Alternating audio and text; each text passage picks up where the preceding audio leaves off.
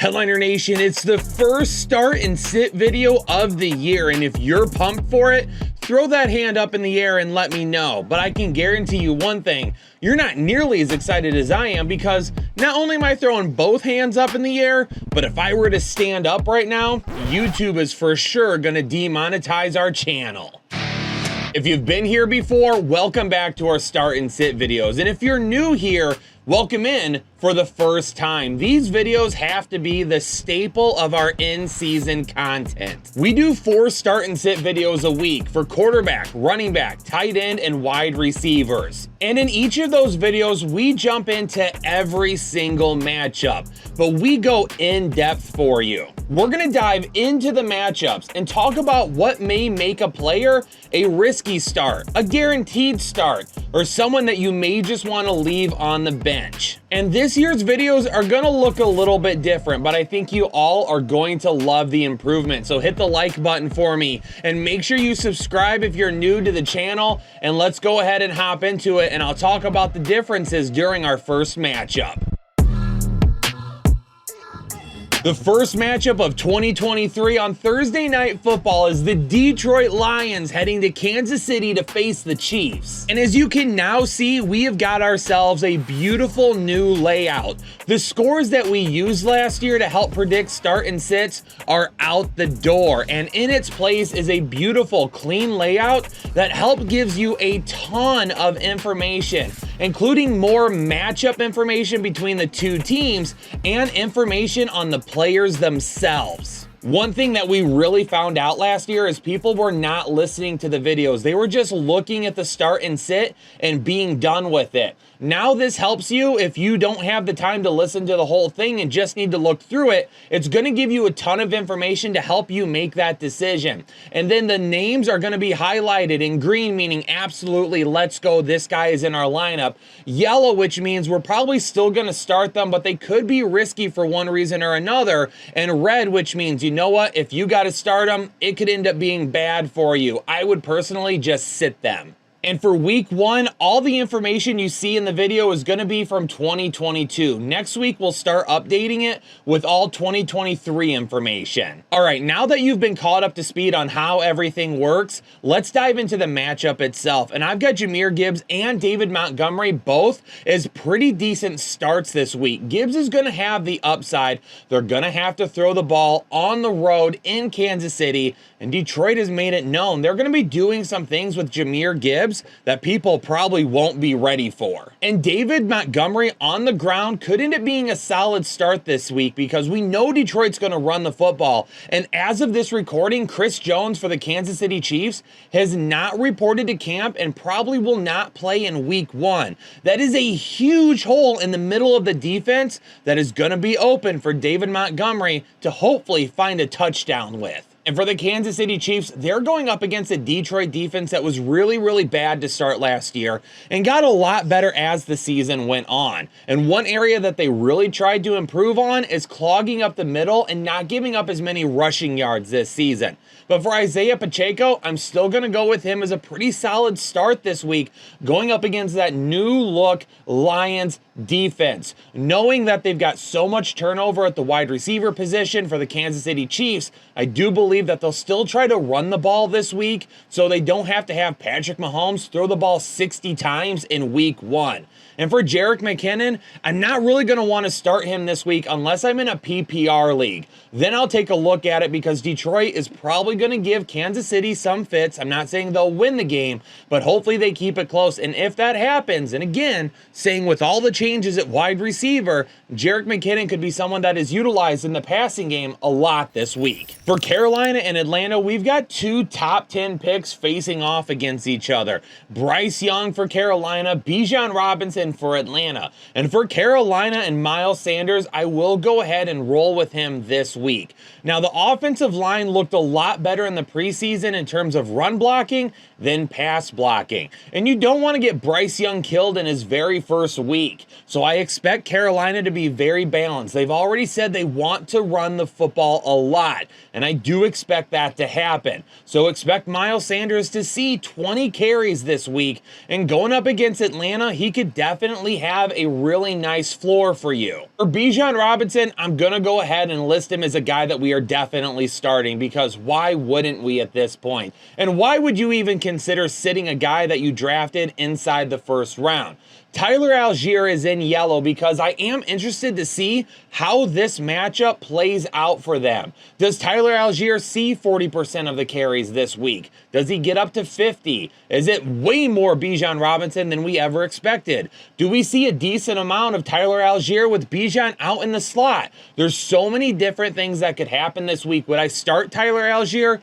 Absolutely not. But if he does get anywhere from 12 to 14 carries this week, and then Bijan gets 20, Tyler Algier may actually score double-digit points this week. Houston and Baltimore is going to have one of my favorite value picks of this offseason in Dameon Pierce, a guy that you could have gotten as your RB3 or maybe even RB4 on your team, and I expect to have a big season, but week one could get off to a little bit of a slow start. Baltimore last year was very stingy against running backs, only allowing 18 fantasy points per game to the position on a weekly basis. For Dameon Pierce, I do believe they're going to stay very balanced this week, but it could come down to Pierce breaking a couple of big plays, and that's why I've got him listed in yellow, because I do believe he's going to bring some risk against a good Baltimore defense. Now, a defense that was not stingy against running backs last year was Houston, who allowed 28 fantasy points per game to the position. But the problem is I don't know really what's going on with the Baltimore backfield. It should be J.K. Dobbins leading the way by quite a bit, but he's had contract concerns and injury concerns and hasn't shown up for it's just been a weird offseason for him, and it felt like him and Baltimore weren't really on the same page. If he is a guy that's going to get 20 carries a game, he's absolutely going to be an RB1 type of candidate every single week, especially in this matchup here. But Baltimore's going to be throwing it more. Lamar Jackson is still going to run it, and you still have Gus Edwards, who I wouldn't start him this week, but for J.K. Dobbins, if you have to start him, maybe just be prepared for a little bit of an outcome that doesn't really help you win the week. My Manscaped must-watch matchup of the week is going to bring in two of my favorite running backs with Nick Chubb and Joe Mixon. And don't forget, head over to manscaped.com, and when you check out, use code word Headliners. You're going to get 20% off your entire purchase and free shipping. And Nick Chubb, baby, has an opportunity this season to not just be a top 5 running back, but if he gets worked into the passing game more, he could be a dark horse candidate for the RB1 overall by the end of the season. The one thing I'm interested in seeing is, does Cleveland stay more balanced in this matchup than they were when Deshaun Watson came back last year? But we know we're starting Nick Chubb. I don't care who it's against. Now, for Joe Mixon, on the ground last year, it was a pretty disappointing season, but we saw him take a big step forward in the passing game that he had not been utilized like previously. So our hope is that Joe Mixon will keep it up this year. Now, Chris Evans and Chase Brown both are considered kind of the backups to Joe Mixon right now. And one thing I'll note, you're not going to see him on the graphic right now. In week one, we're not going to put a whole lot of backups up there. As we run into more players that could end up being guys that we could start or people to keep an eye on, then we'll start putting them up there a little bit more often. But for now, we're going to limit it to just 1 or 2 running backs. So for Joe Mixon, I do fully believe he'll see probably 80% of the running back snaps this week. If he gets worked into the passing game like he did last year, he definitely could be a guy that in half PPR and full PPR leagues, even if he doesn't have a great game on the ground, still has some low-end RB1 upside. If only Jonathan Taylor and the Colts could get along, this would be a really, really good matchup with Travis Etienne going up against Jonathan Taylor. But unfortunately, I think we're going to be having our eyes on the quarterbacks a little bit more with Trevor Lawrence versus Anthony Richardson. Now, Now for the Jaguars, I am going to have Travis Etienne as a start, and even as an Etienne truther and a guy that has told you all offseason not to worry that much about Tank Bigsby, I'm still going to list him in yellow here because we aren't 100% sure how this backfield is going to shake out. Bigsby's going to see some touches. I don't think he takes Etienne's starter role away from him at all this season. Etienne's got home run potential, and this is a Colts defense that, when they're healthy, they're pretty good. But how long do they stay healthy for? So because of Etienne's big play potential, he's still going to be a start for me. Just a little bit of risk until we know exactly what Tank is going to be bringing to the table. Deion Jackson and Evan Hall are both going to be guys that I list in red this week. I'm really curious to see, do we see Evan Hall in for a lot of passing plays? Does Deion Jackson get 20, 18, 14 carries this week? How is it split up? There's no Zach Moss. He's still going to be missing with a broken arm as of this recording.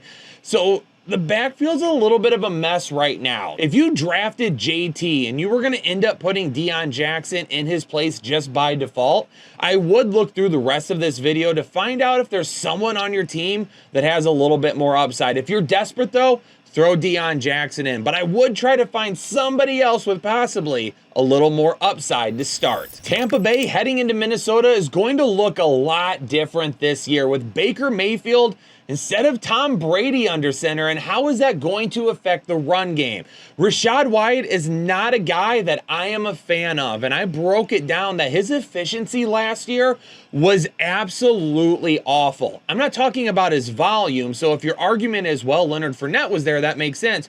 No. On a per-touch basis, Rachaad White was really bad last year. So I am going to list him in the yellow. He's got some guys right behind him that are chomping on the bits to try and take some of his touches away. Rachaad White's path to being a fantasy contributor on a weekly basis is going to need to be in the passing department as well. If he can add some passing work to his groundwork, that helps. But if he's going to be strictly seeing a lot of work on the ground, I don't think he brings the type of upside you're going to want. And Alexander Mattison this week is going to bring my underdog pick'em to watch, because right now over on underdog, I'm liking taking the higher at his rushing total. As of this recording, he was listed at 59.5 rushing yards this week.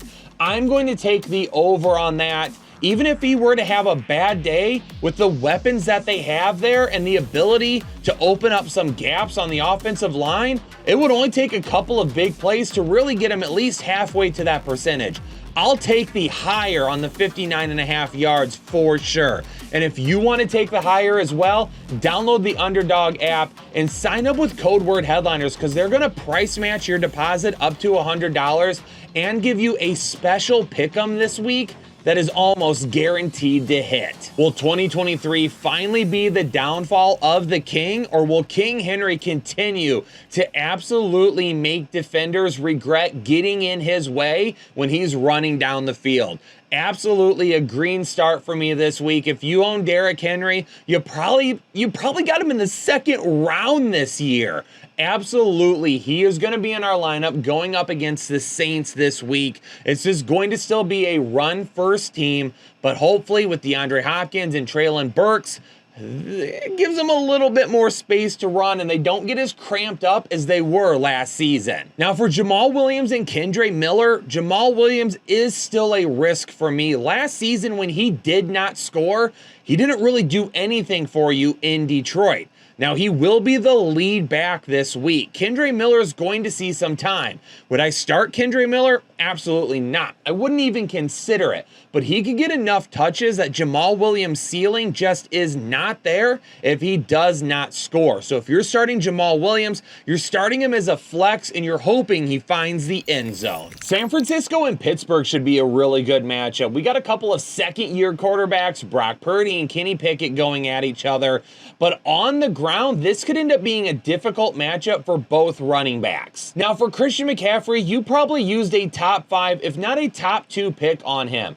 you're not going to even consider sitting this guy in week 1. And he's still going to be green for me because he should still see anywhere from 18 to 22 touches. Now, it was said by some beat reporters earlier in the week that it was possible that Christian McCaffrey could be pulled off the field a little bit more for Elijah Mitchell this season.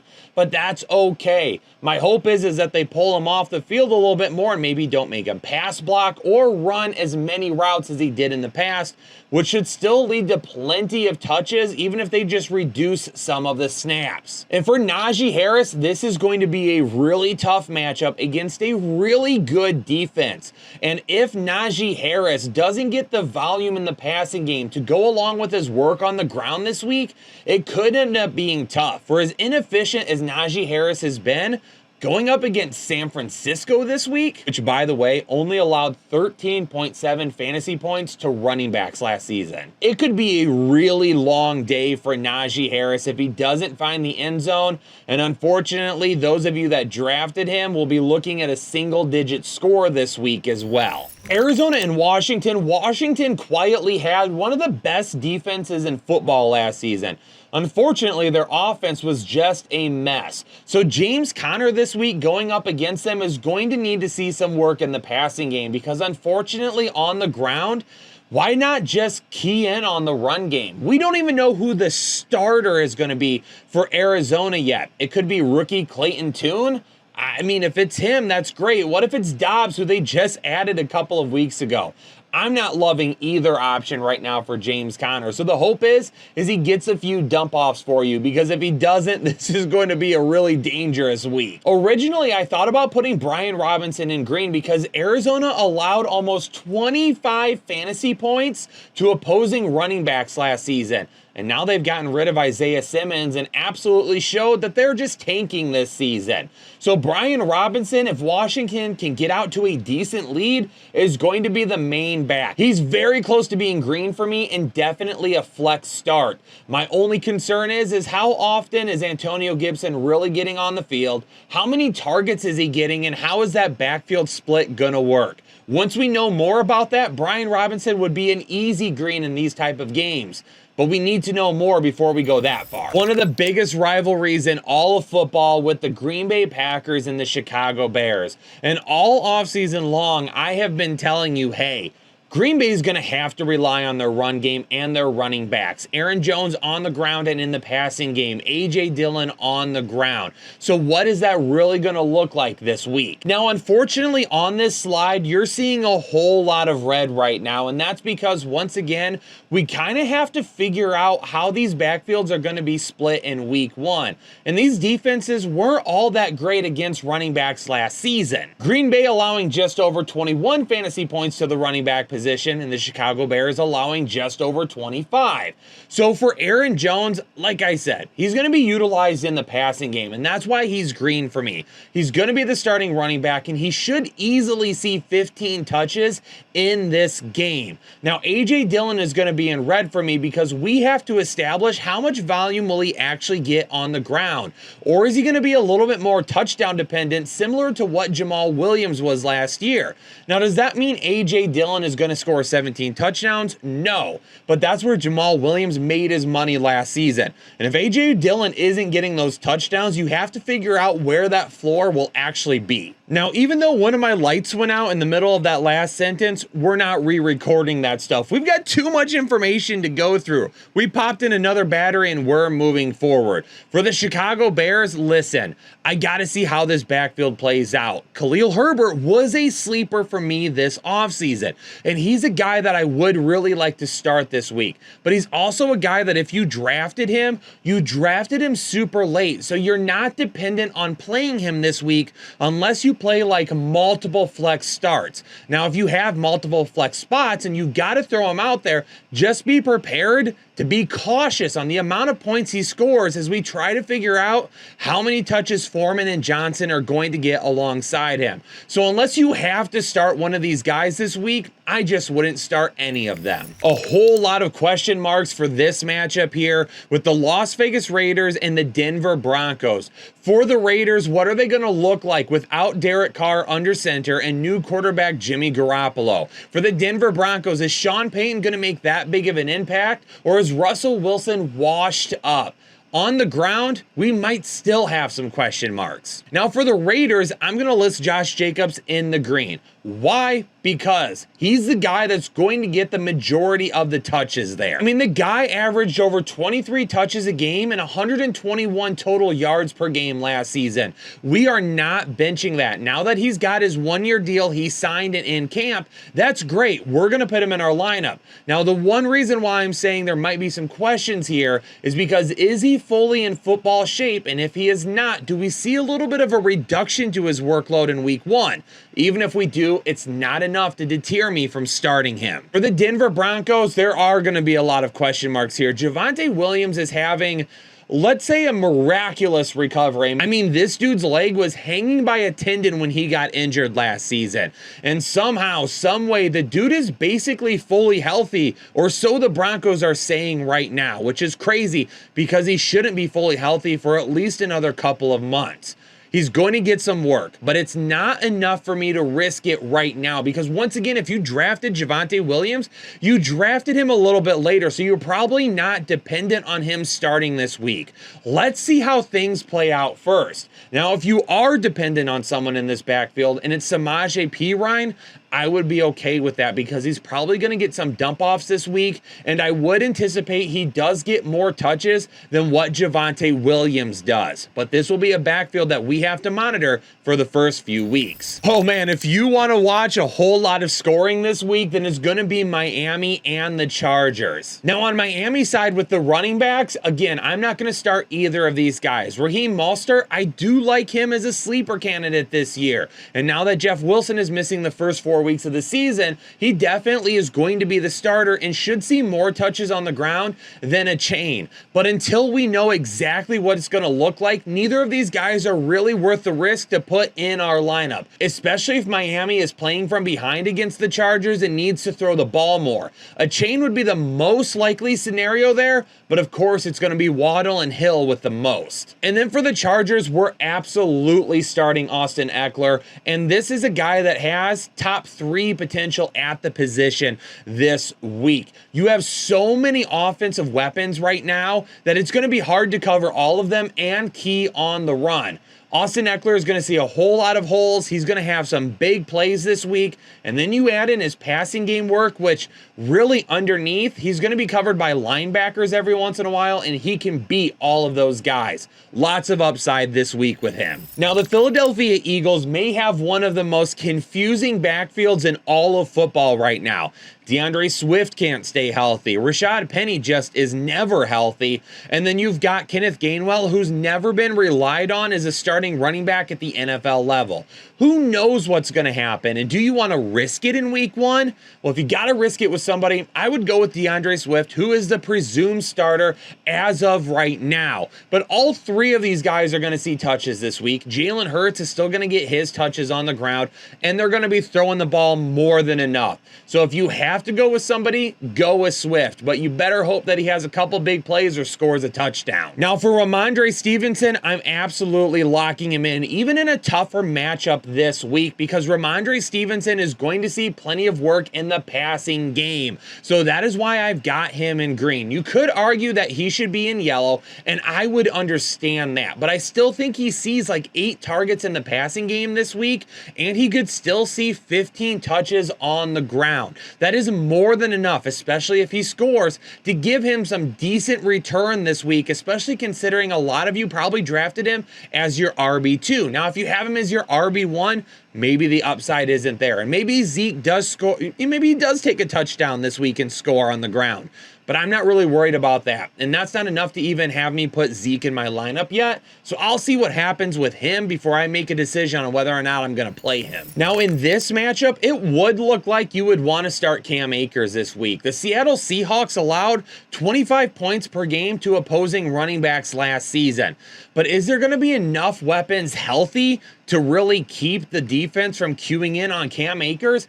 That's my concern. For this week, I really got to stay away from Cam Akers if I can. If you're trying to flex him this week, just know the possibility of being under 10 fantasy points without a touchdown is a realistic possibility. Now for the Seahawks, I've got Kenneth Walker and Zach Charbonnet both listed as yellow because we've got to see how this backfield is going to shake out. In week 1, I was expecting a 70-30 split with 70 going to Kenneth Walker, but giving his groin injury that made him miss some time in the preseason, maybe we see a little bit closer to 60-40 or even 50-50 this week. Temper expectations on the upside. The Dallas Cowboys and the New York Giants, and Tony Pollard, I'm going to have him in green because he's going to be utilized in the passing game and on the ground. He should be good to go, and there shouldn't be a whole lot of worries about it because in this matchup against New York, he's going to have a little bit of upside with you as well. Saquon Barkley is definitely a must start. If you own him, he's in your lineup. But you might be asking me, why is he in yellow? Well, last season, the Dallas Cowboys defense barely allowed 16 fantasy points per game to opposing running backs, and they allowed under 130 total rushing yards to opposing teams as well. That's going to limit Saquon Barkley this week. Now, I know he's going to be the guy and he's going to see plenty of touches, but let's say he averages like 3.4 to 3.7 yards per carry this week. If he gets 20-25 carries, it ends up being an okay game, but you're going to have to look at a situation where maybe he breaks off a big run here or there, and I just don't think he does that against this Dallas team. And I don't know if he's going to get the targets to help really pull that upside back up that might be missing in a tougher matchup. So absolutely start Barkley. Start him as your RB1, your RB2. Start him as your flex. It doesn't matter. Just know that a top 5 week probably isn't in the cards this week, and we may be looking more towards a low-end RB1 week instead. And if he doesn't score, maybe some high RB2 numbers. Man, I am really looking forward to this Bills and Jets matchup, and no, it's not because of Aaron Rodgers. It's because of James Cook, Breece Hall, and Dalvin Cook. Now, James Cook, I really wanted to list him in green this week, but because the Jets defense is just so good, I am going to put him in yellow because he might be missing some of that upside. But I'm really excited to see how many snaps he gets this week and how heavily he's utilized on the ground and in the air. So, will the touches be there? I absolutely believe so. But will the points be there? Because that is where things will become concerning with James Cook and his upside this week. But some better matchups are on the way for sure. And this week, if you can flex him, I don't think it's a bad option.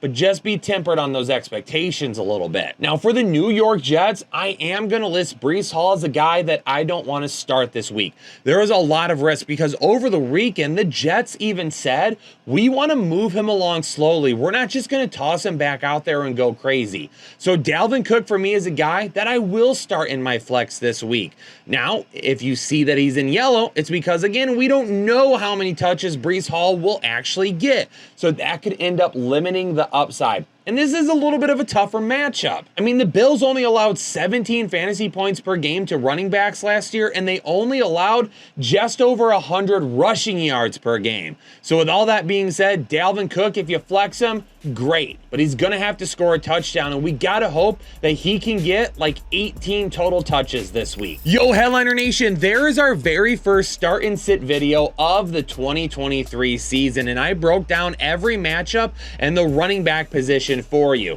Now, this video is going to evolve as the season goes on. Right now in week 1, we're starting our studs. We're not getting crazy with our lineup. We're going with the people that we drafted. So if you didn't see as much feedback or as much analysis from this video as you would have liked, it's going to get a whole lot better as the season goes on when we can start putting in stats from the actual 2023 season. And we can actually see how some of these backfields have started to work out. So stick right here all offseason long with me, Headliner Nation, because we are gonna win some ships this year, baby. Hit the like button for me. Make sure you subscribe to the channel if you are new, and keep in mind that if you have any specific start-sit questions, that we will have ranking shows coming out Thursday before kickoff. Headliner Nation, I'm gonna get out of here. Peace out, stay safe, stay healthy, and I'll catch you all on the next episode of the Fantasy Headliners.